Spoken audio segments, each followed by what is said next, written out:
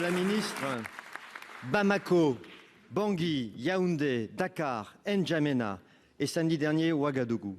Partout en Afrique, le sentiment anti-français grandit et se manifeste de plus en plus violemment. Les contestataires exigent d'une part le retrait des institutions françaises de la gestion du franc CFA et d'autre part s'opposent à la présence militaire de notre pays sur leur continent. Les réseaux sociaux massivement utilisés dans une guerre de l'information et de la manipulation amplifient bien entendu ce phénomène. Et la présence sur le continent africain de puissances comme la Chine ou la Russie contribue à changer la donne. Russie qui se présente comme une alternative face à l'impasse militaire française au Sahel via une société paramilitaire privée que nul n'est besoin de nommer.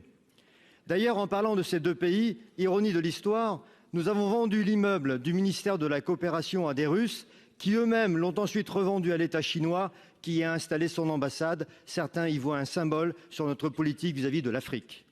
Bref, il y a, et vous le savez mieux que quiconque, une spirale exponentielle d'un sentiment et d'actes anti-français sur place. Les milliards d'euros d'aide publique au développement ne changent pas la donne, car ce jugement est irrationnel et le malaise extrêmement profond. Par maladresse peut-être, par manque de communication assurément, nous ne parvenons pas à convaincre ou tout simplement à rassurer les populations locales sur nos louables intentions. En Afrique, il y a 20 ans, les slogans anti-français étaient du style « on en a marre ». Aujourd'hui, le slogan récurrent est « France dégage ».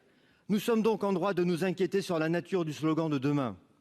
Madame la ministre, comment interrompre ce processus de dégradation de l'image de notre pays, dégradation qui impacte directement nos entreprises présentes sur place, à qui parfois on laisse 48 heures pour quitter le territoire et qui impacte aussi naturellement nos 250 000 expatriés présents sur ce continent.